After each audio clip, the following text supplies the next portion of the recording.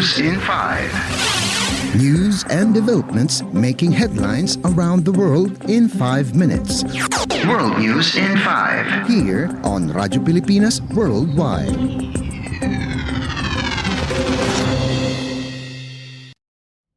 Good day. This is World News in 5 here on Radyo Pilipinas World Service.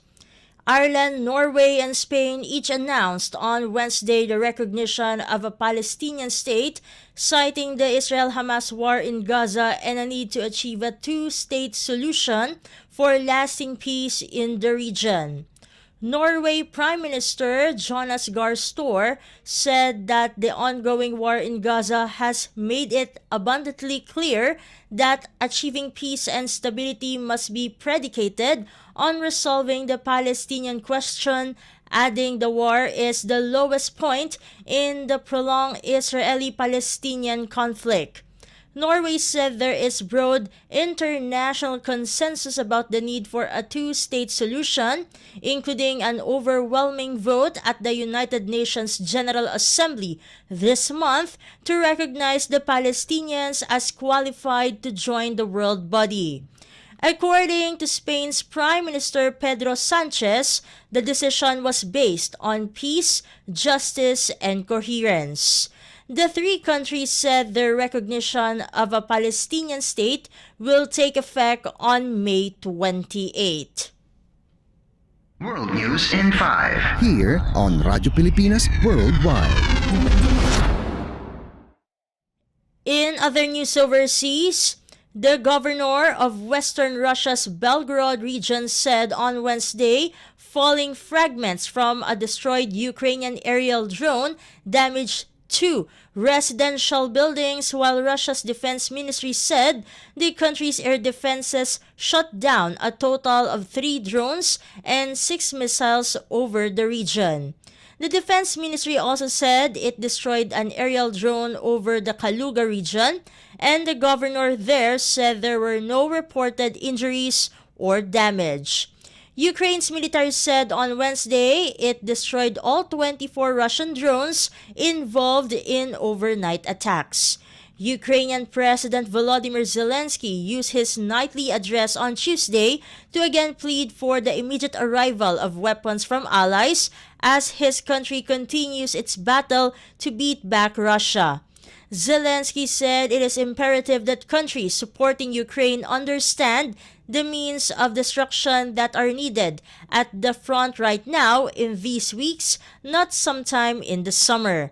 Meanwhile, Russia has begun practical training in the preparation and use of non-strategic nuclear weapons, its defense ministry said on Tuesday. World News in 5. Here on Radyo Pilipinas Worldwide.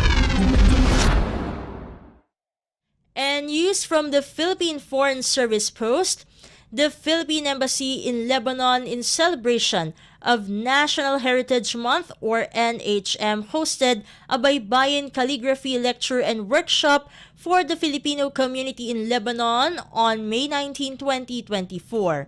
In his opening remarks, Philippine Ambassador Raymond R. Balatbat emphasized the significance of Pambansang Buwan ng Pamana or National Heritage Month, which is celebrated every May by virtue of the Presidential Proclamation number 439 series of 2003. This year's theme, Championing Heritage, Capacity Building to Transform Communities, honors cultural workers and advocates who tirelessly work in assisting indigenous people or IP communities in bringing their creativity to the mainstream media. Baybayin, an ancient script used by Filipinos in pre-colonial times, is one of the indigenous artifacts regaining traction and popularity in popular culture. In line with the theme, the embassy invited Mr. Taipan Lucero of Caligra Filipino to serve as the workshop's resource speaker. Calligra Filipino is Mr. Lucero's self-developed style of calligraphy which incorporates the indigenous writing system of baybayin through his calligraphy and art and is inspired by elements of the Philippines' traditional culture.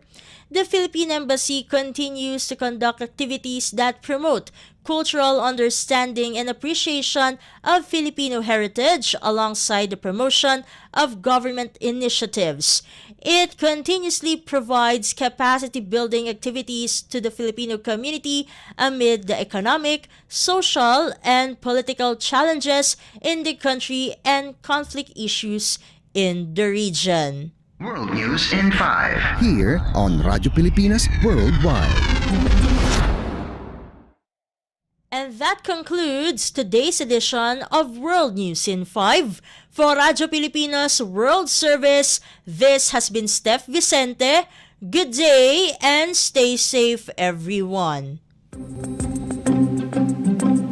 World News in 5. News and developments making headlines around the world in 5 minutes.